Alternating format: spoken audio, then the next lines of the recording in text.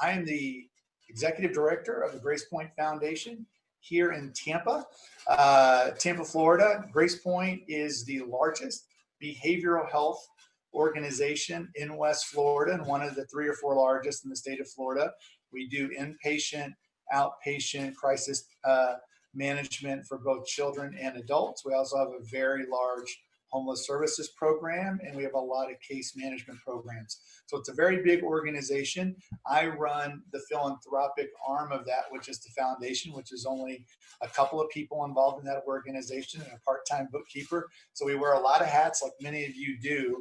And I know that one of the biggest things, one of the biggest challenges going on right now in all of our organizations is trying to be able to win donor attention in a very busy and chaotic time that we're going through right now with the pandemic and also with the recession that started a few months ago. So there's a lot of things going on, a lot of moving parts.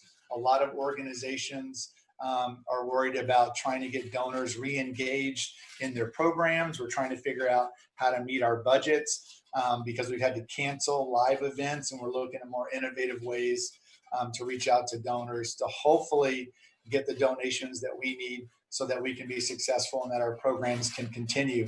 So this presentation today really is about a way to try to capture donor attention, obviously in a very stressful time right now for all of us. So I'm hoping the strategies today, and then if, like I said, if there's any questions, please try to put those into the Q&A that should be listed on your screen right now.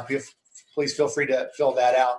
But I'll try to get to all of those to try to answer some specifics that might be happening in your organizations or in your offices right now to do that. But what my hope is that we walk away from today in this session with some very actionable things that you can incorporate right away to try to help you with your fundraising and help you engage with your donors. So I'm very excited to be here. Like I said, I wish I was there in Tahlequah. I miss it every year. But I promise you today, I will attempt, even in this virtual setting, to be as engaging as possible. I will attempt at some point also to try to make you smile or at least make you laugh a little bit. I know that's hard for me to gauge in a virtual setting. You know, and I know, and if a joke doesn't land, please be considerate. Put it in the chat because I promise you they would land quite nicely if we were in person. So let's go ahead and get started.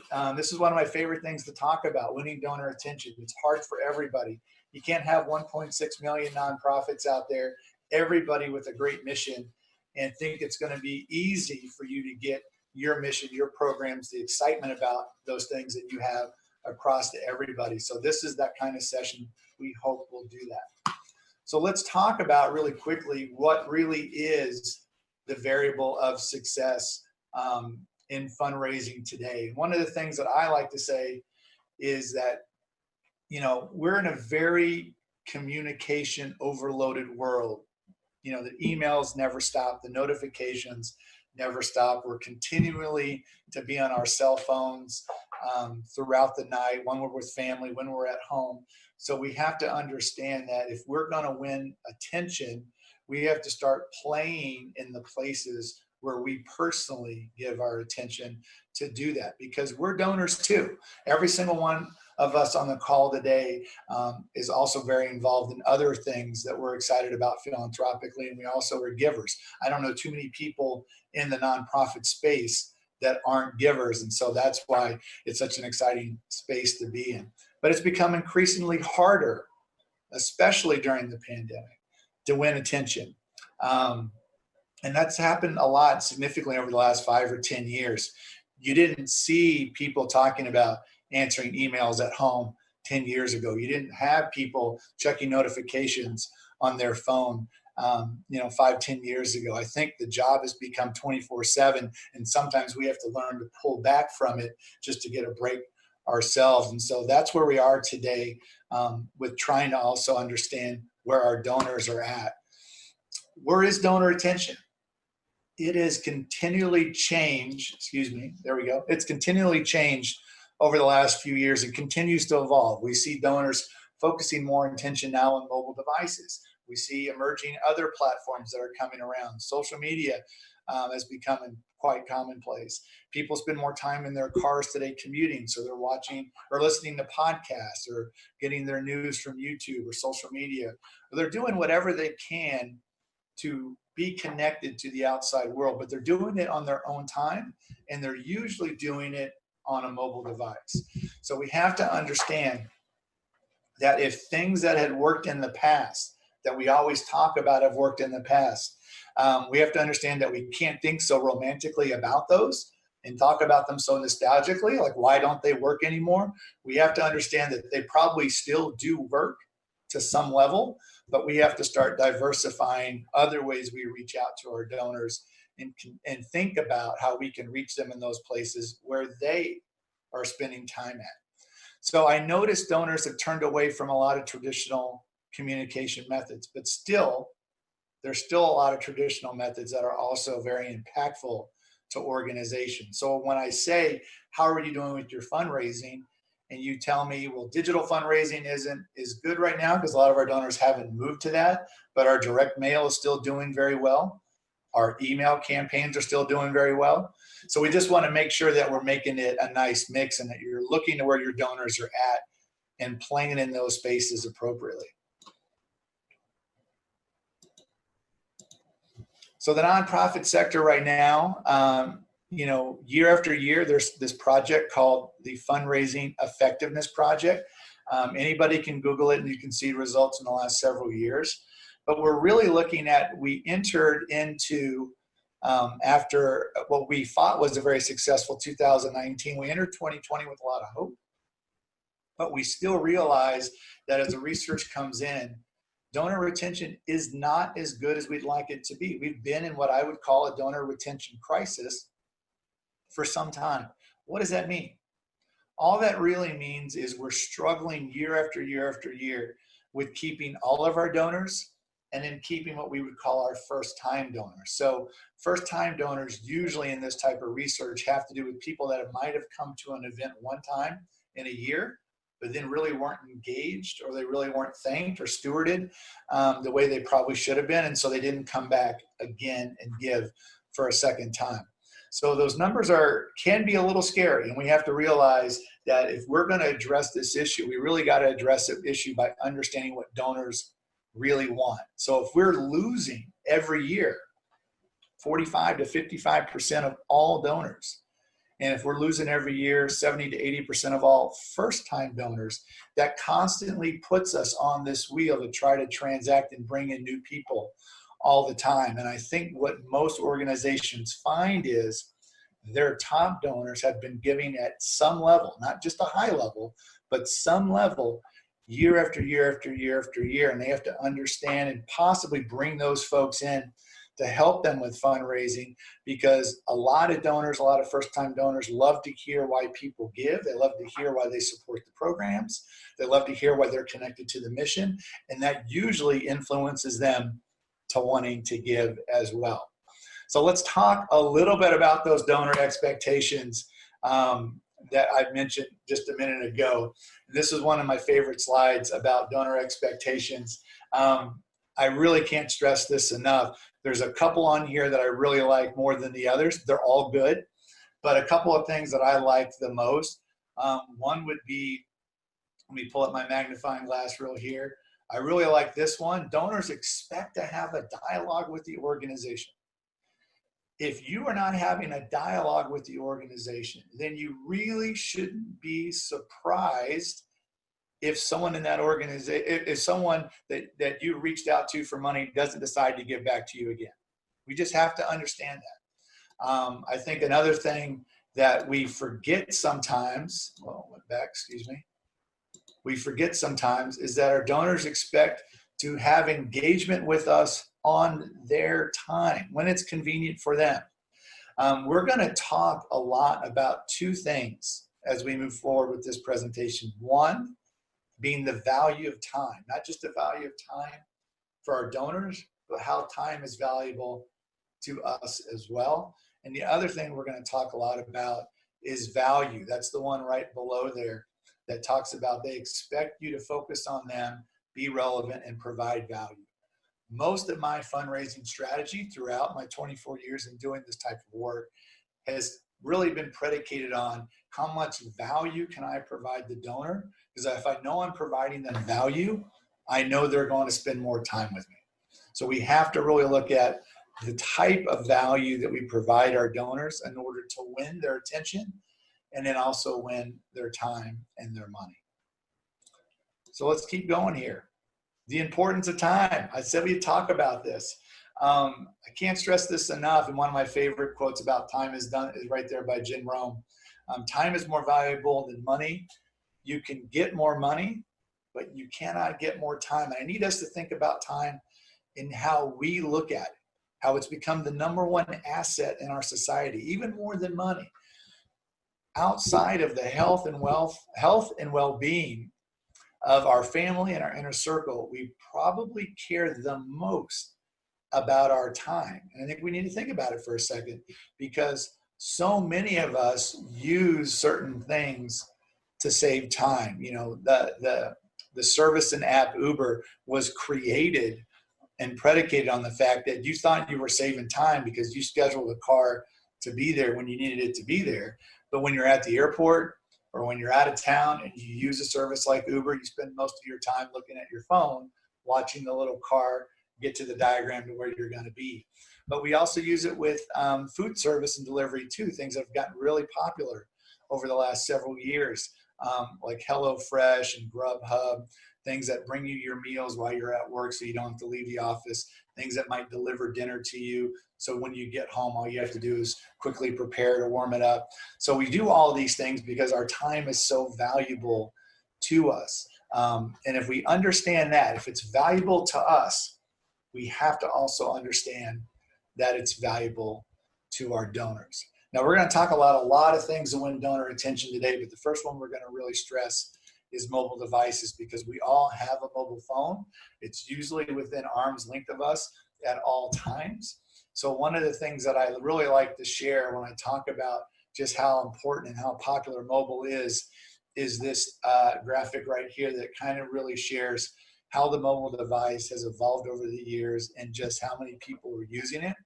So understanding if this is where attention is going, we have to actually think that if this is where our attention is going, this is where the research is saying the attention is going, we have to also look at that as probably where donor attention is going as well. One of my favorite slides and graphics of all times really shows the absurdity of how important this device is for so many of us. It was a consumer behavior and mobile usage statistic. What would consumers give up instead of their smartphones? Now, some things on here seem a little ridiculous. We'll just look at a couple of them, but it's funny that you have people saying that 45% would put off going on vacation before they'd ever give up their cell phone. 46 said that they would give up a day off per week. That makes no sense. I do not want to work an extra day a week for that. A lot of people said they'd forgive going out. Now, I know with the pandemic, none of us have really had a chance to really go out. A lot of people have foregone that, but it's been interesting to me to see just what people say they would give up more than they would give up their phone, because we become emotional about them. We'd rather lose our wallet than our cell phone. There's something about, knowing how much of our life is on this thing, whether it's photos of our friends, photos of our family, kids, grandkids. There's so many things that emotionally connect us to this device that we sometimes forget how important it is to us. And that's really what I want to talk about and give context today, is really the first part of this presentation is giving context to the importance of time, understanding that providing value is meaningful to our donors, and then how important this device is. So we recognize that it is the remote control of our life. And if I was there with you today, I know I'd have some amazing jokes to say just how absurd this is. But usually what I like to tell people is, and maybe we could do this in the chat, maybe that's a great way to get people more involved. But I like to do that. If you're in the chat right now, or if you go to the chat and pull it up, if this device, if your phone is with you at almost all times, meaning it is next to you when you sleep because it is your alarm clock, you use it as a flashlight, use it as your calculator, use it to watch TV, play games. Please go ahead and you can say something in the chat so everyone starts to get involved a little bit with this presentation. But it really has become the everything for so many of us. It's become so many things for us that we usually also forget that it's a phone. And we actually use the phone aspect of this device more than we use anything else. So it's great. I'm glad some people are chiming in chiming in right now in the chat. If you really want to be honest with the group today, you will also put on there that for some reason you take it into the restroom with you whenever you go to the restroom, because for some reason we can't live without it. It's all the time. I love it. We have to look at our actions with this device, and the fun part about it is a little bit comical how we treat it. I live in the state of Florida. We're always having the constant worry right now in hurricane season. And so many people, when we talk about hurricane supplies, they list their phone as like 5 of those supplies because it's got the flashlight. And then people are like, so I don't need to get batteries for a flashlight, but if the power goes out, how are you going to charge your phone? So all of these, it's absurd sometimes how we think about it. It can make us laugh at ourselves at how we think about it. But time really has become so valuable to us, to the fact that I think we're all busy. And I know we all wear a lot of hats, and I know that we're all crazy busy. But if I was in the room today, I would ask everybody, who in here actually gets, maybe this could be the next thing we put in the chat, because I love that people are really engaging in the chat right now. Who in here actually gets mad today when somebody calls you because you're busy and you know they could have sent you a text? And I think that's kind of the parameter for so long that we've seen people just like, we look at our phone, we know who it is. It could be a good friend. It could be family. It could be our mother. It could be our grandmother. It could be our child, texting from school or calling from school. And we know they could put it into a text. And so I think up until probably COVID started, that was the truth. Now, because we're all socially distant, we're all working remotely, we're all a little bit isolated. Now, when we get a call, we usually jump for it because we're looking forward to that connectivity. We're looking forward to engage with somebody again. So if anything, these COVID times have done, it's actually drawn us more to talking to each other more because we miss that connectiveness with each other. Great stuff in the chat. I appreciate the people in the chat that admitted they take it to the bathroom. Don't worry, we will not be submitting the transcript of this chat. No one will know it. This is a safe space to disclose that. So looking at our phones right now, if phones really are everything to us personally, just like we said, so many of you agreed, if it's really everything to us personally, then the question I have to ask, no matter who I'm talking to, then how come we don't align our at-work actions, the strategies we use in our offices and our organizations, with our personal behaviors? It seems to me a little inconsistent that if we know we're donors as well, if we know we are people as well, just like our donors are people, and we know where the research is saying everyone's spending their time, and we can admit it and have a little bit of fun with it, and say we know where we're spending our time, then we need to start looking at how we can align our personal behaviors with our at-work actions. Because I think once we have a better alignment of that, we'll have better engagement from our donors. I don't know one organization that doesn't wish they had better engagement from their donors, a better back and forth, a better communication, a better understanding of what they want. And I think for the most part, we've done so many things well as organizations in working in the business that we sometimes forget we got to work on the business. And that's what this is all about. So let's look at kind of those two things that really dominate the mobile phone space. It's not social media. It's actually texting and email. So I know a lot of people still don't find social that appealing to them or that's successful for them in the workspace. So let's talk about the things that are very successful. The open rates of text and emails today are very successful. I know a lot of organizations need these two components in their digital space in order to survive and raise money, especially in these socially distant COVID times that we're in right now. So understanding that if a text has a 98% open rate and email has a 20% open rate, how are we using these platforms? When I talk to a lot of people, one of the things that they tell me is, Ian, sometimes texting seems like it's too disruptive or invasive with our donors and we don't want to use it. And I'll ask them, have you tried it yet? Or have you tested it with a small group yet? And they said, no, we just have that feeling. I go, okay, well, Matt, what about if we test it with a small group? Let's test it with the group that has the most, what you would call skin in the game with your organization. How about your board? Oh, I would never text a board member. That's only email. So I'm like, we have to understand if we're getting 98% open rate, we need to look at these as possible options. We really, really do. And I think a lot of people will tell you if you test appropriately with different donor levels or different people that would normally come to an event and drive them to where you want them to go, perhaps a link to your website, perhaps a link to a registration link for a virtual event.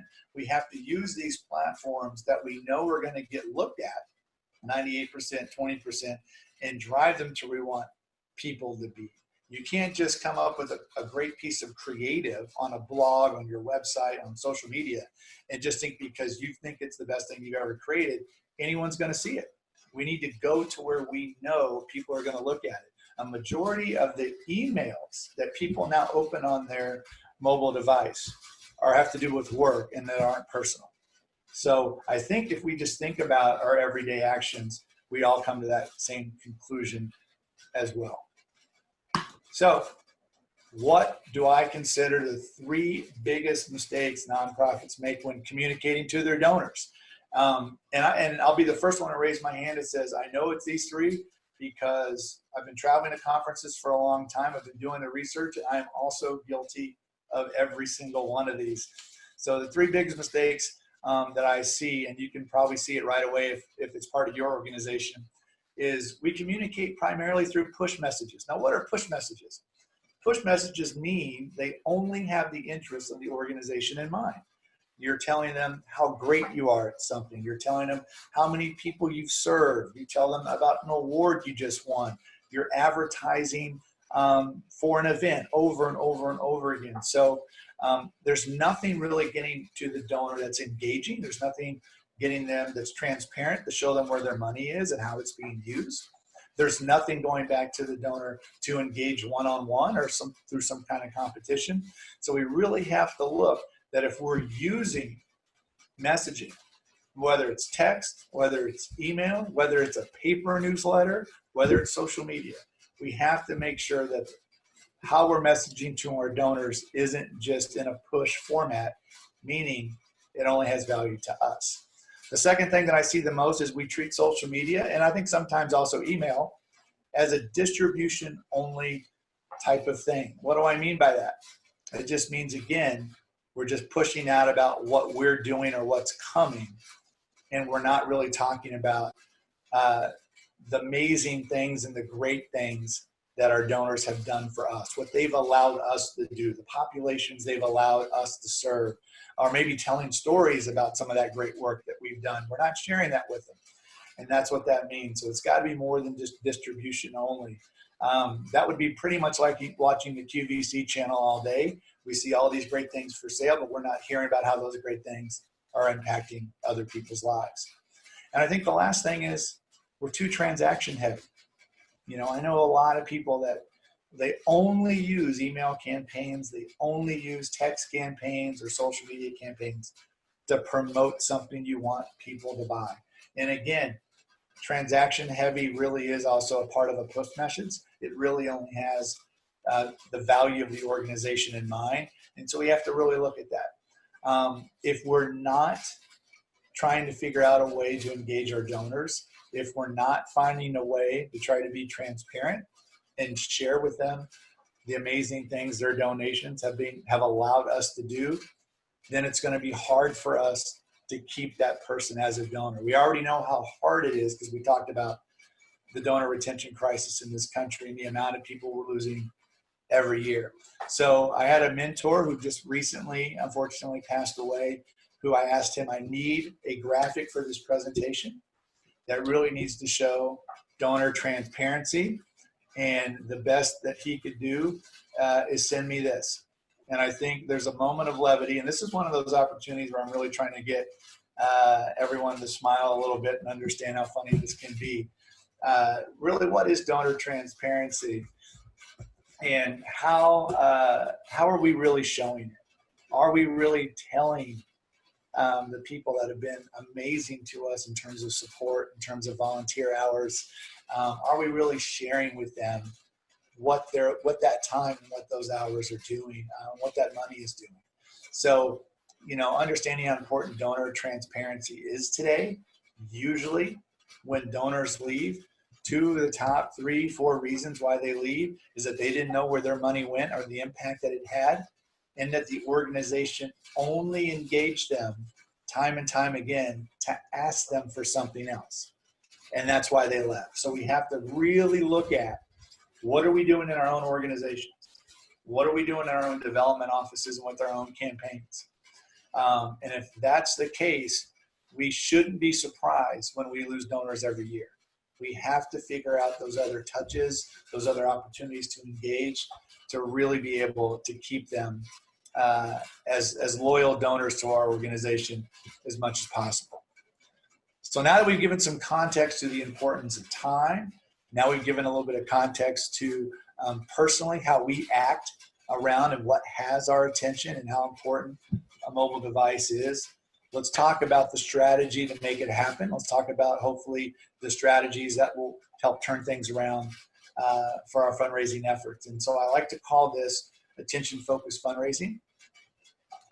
Fundraising is about the supply and demand of donor attention, where attention is the commodity and donor time is the currency nonprofits need to survive. But what do I mean by that? So I wanted to make sure I wasn't just creating something that sounded good. So I just Googled commodity. And if you Google what commodity is, it's basically a useful or valuable thing. And their 2 examples are water and time. And that's why we talk so much about time. We need to understand that time is so valuable to our current donors and to any potential donors that we have. So the goal to win attention of our donors is ultimately, once we have their attention, we will win that most valuable asset, that is time. And I think the reasons why, and here's another kind of fun way to understand this, the reason why infomercials work so well is because they consistently show that if you get a product, just how valuable it can be, and usually that value also is how much time it can save. So we want to make sure that our campaigns are done the same way. And I know when I talk about you got to win donor attention, winning donor attention is the variable of success. The very next question usually is, how do I win donor attention? And that right now is basically the easiest way to describe it is deliver value when, where, and how your audience wants to receive it. And the key there is, how your audience wants to receive it. And I go back to every organization and I usually ask, have you talked to your donors? Have you provided an opportunity, whether at an in-person event, whether it's an email you sent to them and ask them to answer a question, whether it was a poll you put out, have you asked them how they like to receive information? It could just be in one-on-one calls. It could take a little bit of time. It could take a few months until you have a really good idea of how they want to receive information. But if we let them tell us, that makes our efforts in our time being able to say, okay, we know it's not here, so let's focus our efforts here. Because again, our time is valuable. So we want to make sure we're going where they want, or where they're gonna be and where they want us to be. We got to be respectful on those platforms. We got to engage consistently. not just 3 or 4 times a year. We have to really engage, really build up what I call that social equity over time, showing that you're consistently trying to have a conversation with them, engage with them, provide them value. That doesn't mean you have to send out 50 social media posts a week. You know your audience, you know their cadence, their flow, what they expect. It could just mean you just have to ask a few more engaging, have a few more engaging conversations with them throughout the year. And remember, this is a give, give, give, give, give before you can ask strategy. Think about it. If anyone just randomly came up to you, if this conference was at the casino there in Tahlequah and random came up to you and asked you for money, you would probably run away and look for security.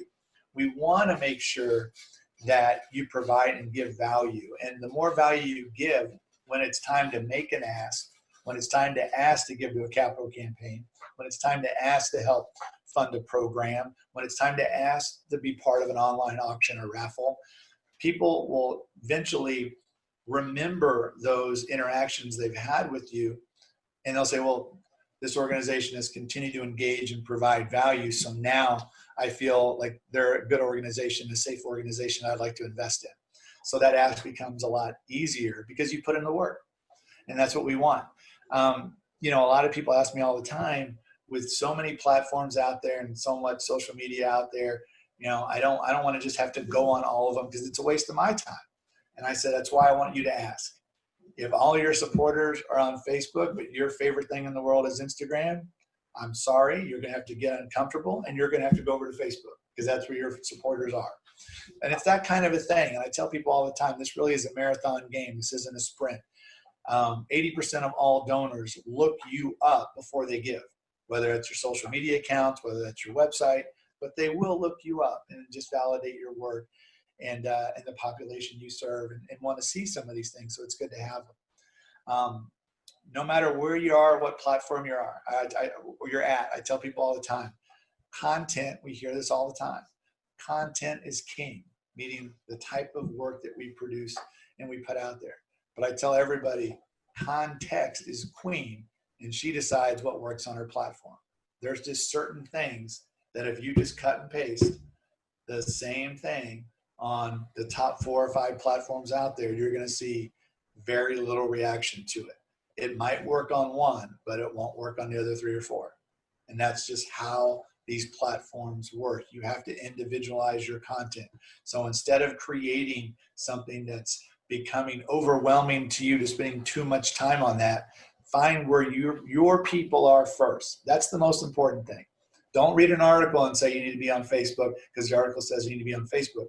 Ask your donors, ask your volunteers, ask your board. Let them tell you where they're at, and that's where you need to be.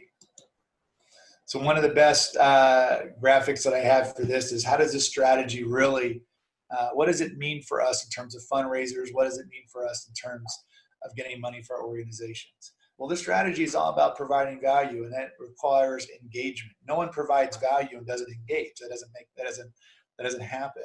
So if you engage, you form real relationships.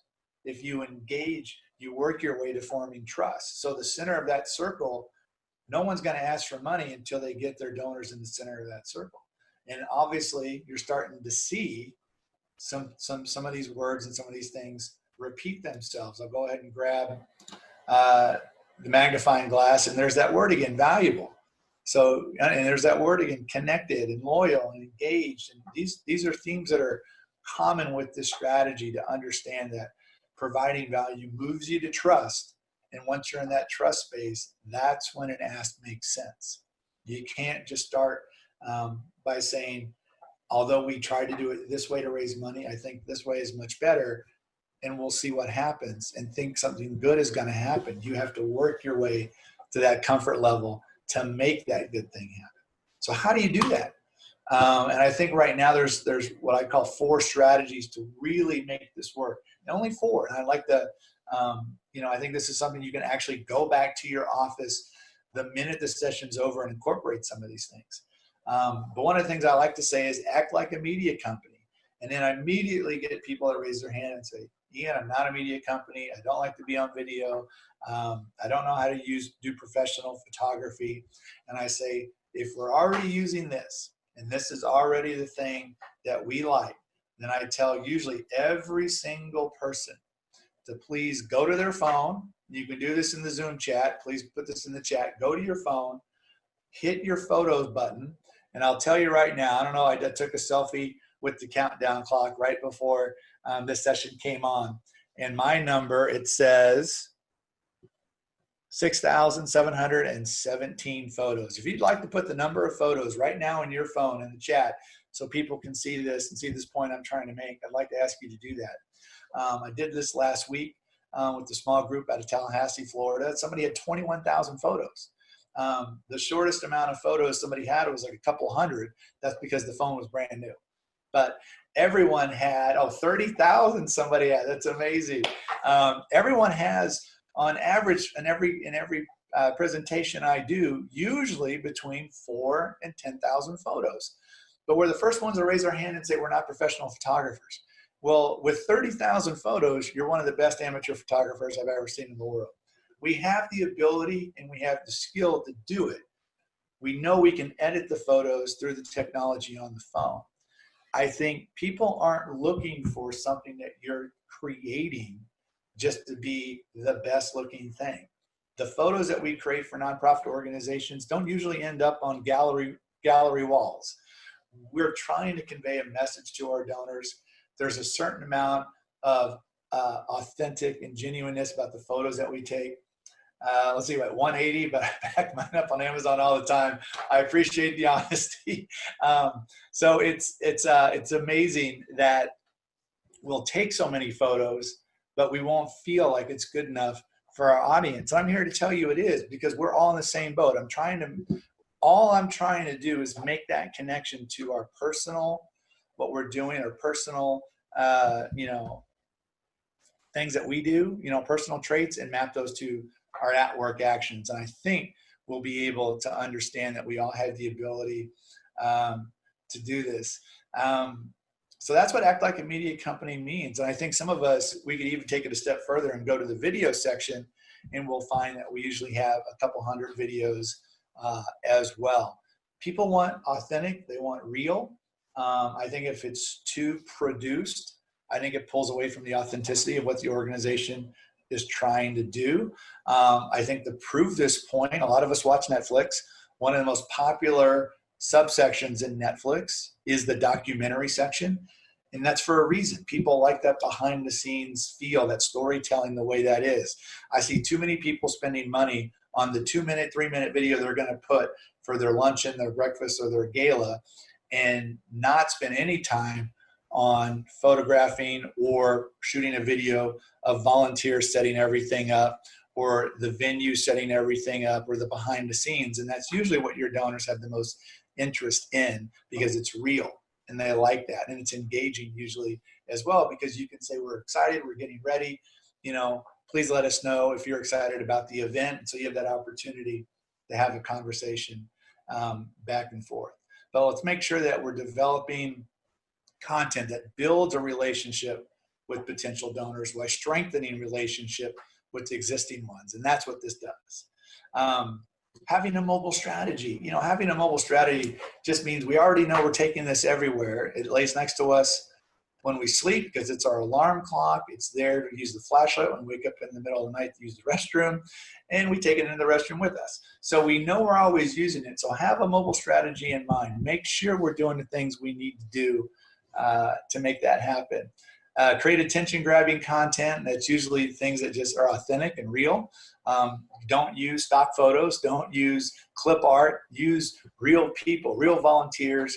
Showcase your board members, real staff members. People want to see that because they're developing a connection with who they're giving money to and who they're being part of a shared story with. And create a community around that content. I think that's one thing that people will see. The more content they put out that's authentic and real, a community will develop around that. And that's the exciting thing about it. So we talked a little bit about acting like a media company. We talked a little bit about the goal in mind is to provide value. We talked a little bit about the research. For the longest time we've heard, ever since there was Polaroids out there, that pictures are worth 1,000 words. So sometimes you don't have to worry about the copy. Let the picture tell it. If you're building a new baseball field for a program, show that field being demolished, show people out there working on it, share with people where their donation went in the process and get them excited in that build up to when that opening day is. And it's the same thing for other programs. Don't make it complicated. You know, I think the thing that we think about sometimes when we're creating anything is that we overthink it.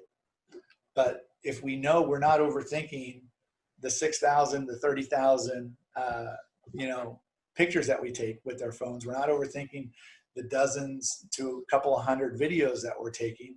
You know, let's just not overthink it. Let's make sure that when we do anything, let's just ask that one question. Did whatever we create just provide value to our donor? And if it shared where their money went, if it shared success, and if it profiled a great staff member, or if it profiled an amazing volunteer, then it provided value. Having a mobile strategy, you know, what does that mean? You know, this is probably one of my favorite graphics, the mobile phone cord holding hostage your hands a little bit. We got to understand that we work together. You know, this is an extension of ourselves, and we're explaining, you know, the good work that we do. Mobile devices are the one thing, and we've proven this just from our interaction today, that we know we can't live without, and we use without even thinking about it. So knowing that if 50% of our time on mobile happens on social media, if 55% of our time on mobile, we're opening emails. And then we know we're also doing things like playing games, texting, and using fun apps and all these things. If we know we're on this device already, let's have it work for ourselves. Let's have it work for our organizations. Text messaging and messaging platforms like WhatsApp and other platforms have really become the preferred method for some people. It might not be our preferred method, but again, the strategy is to go where your donors are. And that takes a little bit of work, and that takes a little bit of asking. One of my favorite graphics to really showcase is this one that shares that the phone has taken over the PC as the most prevalent device in the home. Several years ago, the PC took over the television. So if I'll come home or I'll go to a friend's house or whatever the situation may be, and sometimes you'll walk in and there'll be a 40, 50, 60-inch TV that's turned off, and the whole family on couches or at the dining room table all on their device. So understanding that the phone is where we play personally.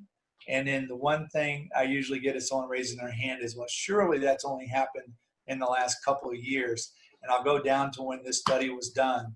And it was March 2016. This is the world we've been living in for over 4 years now.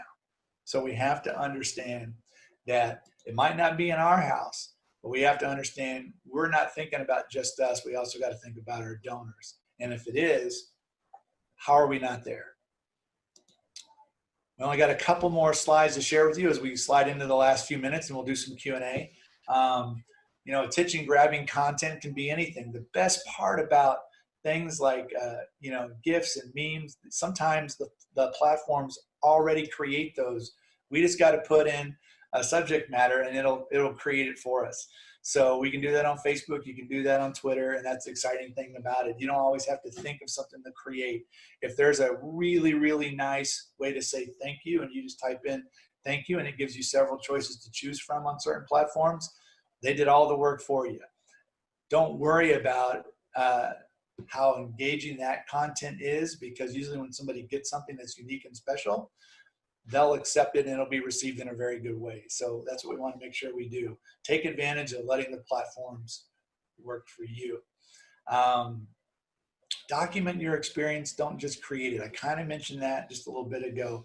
Understanding that documenting is very transparent, authentic form of storytelling. So we can look at that now a little bit differently than maybe we did before, and think about for your next video that you share for your organization. Just going around and asking some of those folks, why are they connected to the organization? Why do they support the mission? How come they've been involved for so long? Because that's the kind of really important information a lot of donors want to hear, and that'll be really great for potential donors as well.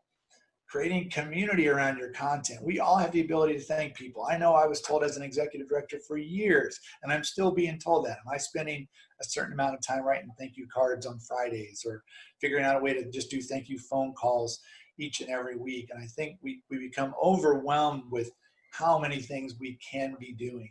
And since I serve as both the executive director and development director for my organization, just like I did for the last one that I ran, I'm constantly having to really look at where my time is best spent. So if I have the ability that I know there's certain people, because I've asked, that are on social media a lot, or I know the platform they are on, a quick thank you with an automated gift to them is very meaningful and impactful to them, because I know the value of their time as well. Last two slides. I think we need to understand the reasons why people share something. And again, we're going to see certain things that always continue to pop up over and over, certain themes of this. People share about an organization, and I think we'll see that word again because it provides value. Always have that in mind. When you're sitting around with a event committee, when you're sitting around with your board, when you're sitting around with others in your organization, always remember to have the opportunity to say, this sounds like a great idea. How are we providing value to our donor? What value are they going to get out of it? We know they'll share something with somebody else, whether it's a paper newsletter, whether it's an email, whether it's a social media post, if it's something that they know that it's really highlighted their involvement in your organization.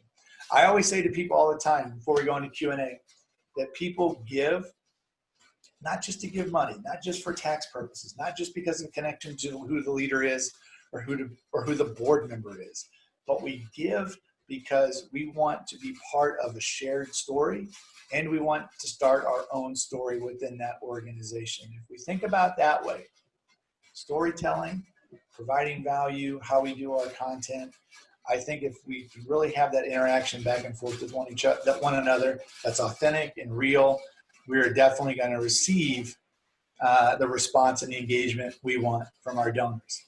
This is our last slide. Please feel free, as Brad said in the chat, to go over to the Q&A section up there on the top and write something in as well.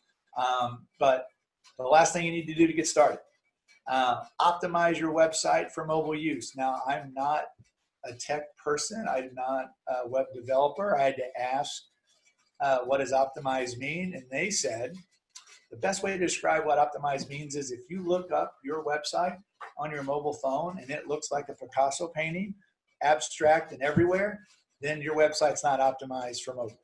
Usually all you have to do is talk to whoever did your website. Sometimes if you're doing your own website, whether it's WordPress or whether it's Wix or whether it's Google, there's a way that you can look at it to make sure it's optimized for mobile use.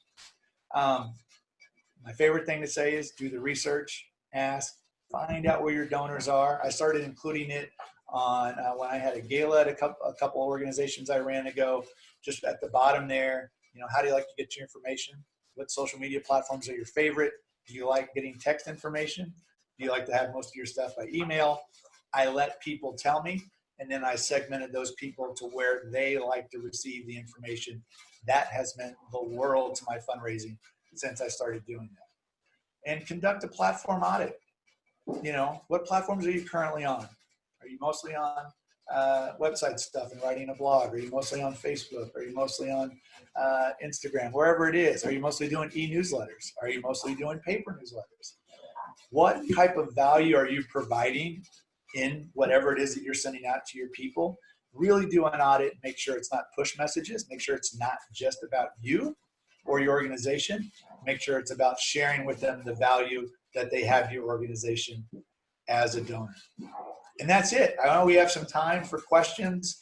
I see a first question already put up there, so I want to thank you for your time today. If I was able to make anyone laugh behind the Zoom lens today, thank you for doing that. It's also very hard to engage in this platform, in this format. But I'll go ahead and look at this first question. Do you have any advice for putting attention-focused fundraising strategy into practice for CN at-large community organizations? Basically in the practice, I think if you go back, and I'm gonna go back really quick to steps to get started. The first practice that we can all do is start asking our donors, how do they like to receive information? And I know most organizations have not done that or have never done that. It has meant, I can't tell you this enough, everybody, I've only worked in small organizations. I've only worked in organizations where there's 2 or 3 people in the office. I've only worked in organizations, and this is my 3rd one now, where I was the executive director / development director. So lots of hats. The best way, large community organizations, I can say, is start asking, getting them involved. I think when we have large community organizations, we tend to become too much like a billboard, and we just distribute information and we don't start a dialogue. So that's the best thing I can say, is start having that dialogue. Ask them where they want to receive their information. Ask them how they like to receive their information, and then utilize those answers so they can promote you the best. And that's where you start segmenting. That's where you get your 50 people that love you only because you communicate them through text. And that's why they can respond right away. That's why you get those 100 people that love that paper newsletter. They want to read it, put it up on their refrigerator and keep it up there to refer to it. But you still have to make sure, no matter what platform you're using or what strategy you're using, you're providing value and you're not just pushing out something that only has your interest in mind. That's the best thing I can say to start right away. But when you have a large community, you got to start asking right away, because it's going to take a while to get the answers that you need. And then let your community work for you. A lot of groups, association groups that I've been working for, have lots of members. But one thing they struggle with, usually with an association or a large community organization, is how to really have a call to action. Put them to work. People love being profiled on things. It was easier for me when I retook over an organization that was struggling, and really, I was the 5th executive director in 7 years. So it sounded a bit like a nightmare. But the minute I started bringing in board members to tell their story, the minute I started talking to staff about why they're connected with what we do, behavioral health, mental health, addiction, then when I reached out to donors, it was that information that provided value to them, which got them engaged and got them interacting with us. It says, next question, please highlight 3 important takeaways from the presentation for our volunteer communities. Wow, volunteers. I cannot stress this enough. If you are not profiling your volunteers, if you are only profiling your donors and only stewarding your donors, you are missing out on a great way to engage with your community. I think 3 takeaways for volunteer communities would be: tell us why you're involved. I think one of the best things that I did was share my story with why I was involved with mental health and behavioral health. I found the volunteers that I knew had been working with us for years, and they'd never been asked, why is it they're so connected to us? Why is it they come back month after month after month to make sure those programs run, or year after year, and really share those stories. We're too often, we go to one side of things and we just look for someone in our population that we've served, and we try to get that story up, and we tell everybody that story to elicit an emotional response. And then after we've elicited that emotional response, we try to transact them and ask them for money. Think about changing it up. Understand how important your volunteer communities are. Let's inspire people. It's a lot easier for me to ask for money when I've kept continually inspiring you throughout the year than that one time of the year that I try to transact you when you're incredibly emotional. Then I wonder why you don't give again, because there is no way that I can go back and try to get that emotional response from you again in the year. And usually within a few months, you've already made the decision that you're going to leave and take your donation, your time elsewhere. So that's the best that I can offer. A way to get hold of me in my organization is here. I know I've had a relationship with so many people that come to this conference year after year. Personally, you can find me on Twitter or Instagram at Ian M. Adair. My middle name is Michael. But you can find me there if you want to send me a message. But I really appreciate the opportunity to speak today. Thank you, Brad. Thank you, Cherokee Nation, for the opportunity to be a part of this. I always enjoy it. It's always the best group. And if I can ever connect with anybody, please go ahead and throw it in the chat, your email, and I will definitely reach out to you. to continue the conversation as well. Thank you.